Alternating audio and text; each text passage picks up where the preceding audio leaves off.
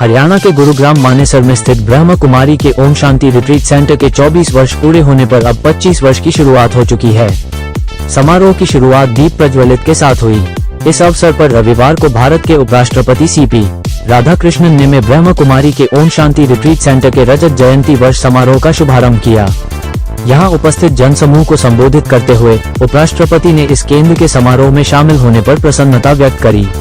Om Shanti retreat centre स्थापना 24 वर्ष पहले ब्रह्म कुमारी के आध्यात्मिक दृष्टिकोण से हुई थी और अब यह अपनी सेवा के 25वें वर्ष में प्रवेश कर चुका है। उन्होंने केंद्र के शांति और ध्यान के संदेश की ओर आकर्षित होने वाले वैज्ञानिकों, डॉक्टरों, प्रशासकों, राजनेताओं जैसे पेशेवरों की विविधता की सराहना की। उन्होंने ब्रह्म कुमारी को दुनिया के सबसे बड़े महिला नेतृत्व वाले आध्यात्मिक संगठन के रूप में उभरने के लिए बधाई दी। उन्होंने कहा कि राजयोग और विपश्यना जैसी परंपराएं इस बात के महत्व को इंगित करती है कि सच्ची शक्ति और स्पष्टता भीतर से ही उभरती है। उपराष्ट्रपति ने नशा मुक्त भारत अभियान और वरिष्ठ नागरिकों के सम्मान तथा सभी क्षेत्रों में कर्मयोग को बढ़ावा देने वाली अन्य सामाजिक पहलों में ब्रह्म कुमारी के योगदान की सराहना की। इस अवसर पर हरियाणा सरकार के पर्यावरण एवं वन तथा उद्योग एवं वाणिज्य मंत्री राव नरबीर सिंह तथा ब्रह्म कुमारी के वरिष्ठ गणमान्य व्यक्ति भी उपस्थित थे। आइए देखते हैं टोटल खबरें के वरिष्ठ संवाददाता राजेश खन्ना की इस रिपोर्ट में ओम शांति रिट्रीट सेंटर निर्देशक बी के आशा मीडिया से बात करते हुए क्या कहा।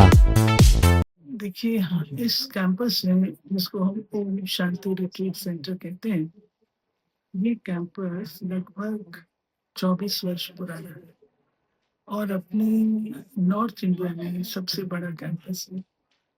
जो माउंट आबू है वो हमारा हेडक्वार्टर है।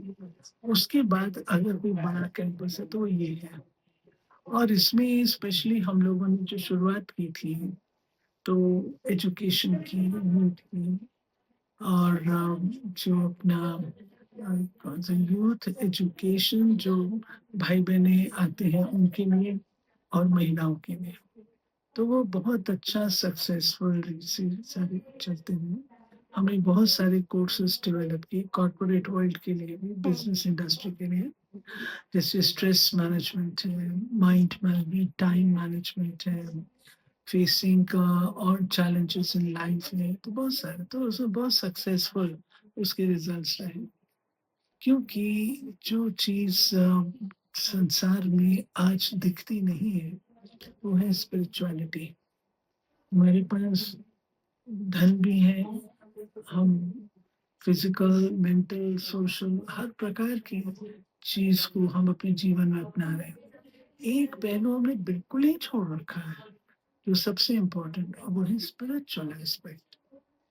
और जब तक व्यक्ति के अंदर आध्यात्मिक शक्ति नहीं होती है तब तक वो बाह्य परिस्थितियों का सामना नहीं कर सकता है। तो हमारे जीवन के ये अनुभव है। फॉर इंस्टेंस देखिए, नशा मुक्त अभियान है जो सारे भारत में चल रहा है। अगर आप गौर से देखेंगे, व्यक्ति नशा क्यों करता है? जब अंदर वो अपने आप को खाली समझता है, खोखला समझता है, तब वो बाहर से उसकी पूर्ति करने की कोशिश करता है। फिर उसके बाद उसको परेशानी होती है। लेकिन ईश्वरीय विश्वविद्यालय में आने वाला एक भी व्यक्ति नशे का शिकार नहीं है, किसी भी चीज से एडिक्टेड नहीं है। जो उनके नशे थे वो भी समाप्त हो जाते हैं।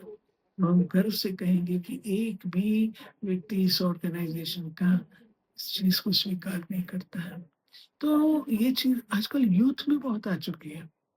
स्कूल्स के पास में ड्रग्स के लेन देन है। अब आप बताएं कि जब छोटे बच्चे की जिंदगी में ये सब चीजें आ जाएंगी तो उसकी जिंदगी का क्या हाल होगा। तो हम लोगों ने इस वर्ष ये लक्ष्य रखा है, इन सब चीज़ों को हम अधिक से अधिक पैमाने पर लोगों तक पहुंचा पाए। मेडिटेशन की बात सिखाएं, क्योंकि मेडिटेशन से शक्ति मिलती है, मनोबल बढ़ता है, स्वयं के प्रति प्रीति आती है, स्वयं के प्रति आस्था बनती है। तो जब व्यक्ति का स्वयं में विश्वास होता है तब वो बाहर की जो समस्या है उसको भी सामना कर सकता है। तो ये सारा मेडिटेशन, तो हमने ये लक्ष्य रखा है कि इस वर्ष हम मेडिटेशन को अधिक से अधिक स्थानों पर लेके जाएंगे। फिर इसके साथ साथ एक जो आजकल की प्रॉब्लम है वो है व्यक्ति गैजेट्स का बहुत शिकार हो गया। हर चीज जो है वो मोबाइल का, देखिए गैजेट्स बुरी चीज़ नहीं, मोबाइल बिल्कुल बुरी चीज़ नहीं है। हमारी संस्था इस बात को मानती है कि मोबाइल कोई बुरी चीज़ नहीं है। बुरी चीज़ क्या है? एडिक्शन। वो हमको उपयोग में लाइए लेकिन उसके गुलाम तो मत बनिए। ये चीज़ हम सिखलाते हैं। तो इस प्रकार से सारे इसमें इस वर्ष हम लोग एक काम करेंगे। हमारी यूथ जो है वो काफ़ी सशक्त हैं। हमारी बहनें बहुत सशक्त हैं। वो जगह-जगह ये जाके परिवारों को जोड़ना। आज क्या हालत होगी जो अपने देश में कभी नहीं थी, हमने सुनी भी नहीं थी। हमारे देश में तो संयुक्त परिवार होते थे और आज की हालत क्या है? एक छत के नीचे माँ-बाप इकट्ठे नहीं रह सकते। बच्चों पर क्या असर है? इसलिए आजकल बच्चे पहले ही कहते हैं हम अलग चले जाते हैं। तो ये सब तो चीज़ें हमारे देश के लिए हितकर नहीं, हमारी संस्कृति के विपरीत है। संस्कृति के विपरीत है। इसलिए हम लोगों ने लक्ष्य रखा है कि परिवारों को भी हम जोड़ेंगे और उनके अंदर एक जागृति कि रोज़ एक पुण्य कर्म का बीज बो। रोज़ पुण्य कर्म क्या है? निराश को आशा देना, हिम्मतहीन को हिम्मत देना, उदास व्यक्ति को खुश करना, ये सारा पुण्य कर्म है।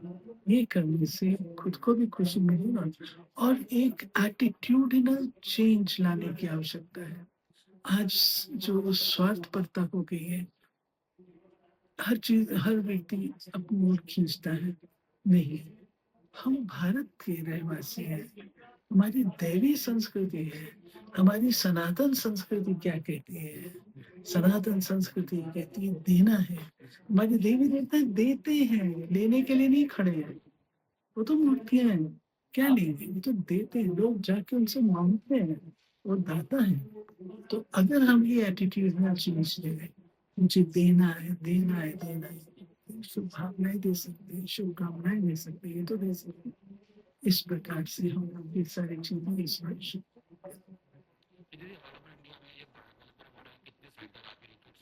सारे वर्ल्ड में हमारे 147 देशों में लगभग 8,000 के करीब केंद्र हैं और भारत में जो रिट्रीट सेंटर्स है ये तो बहुत बड़ा है।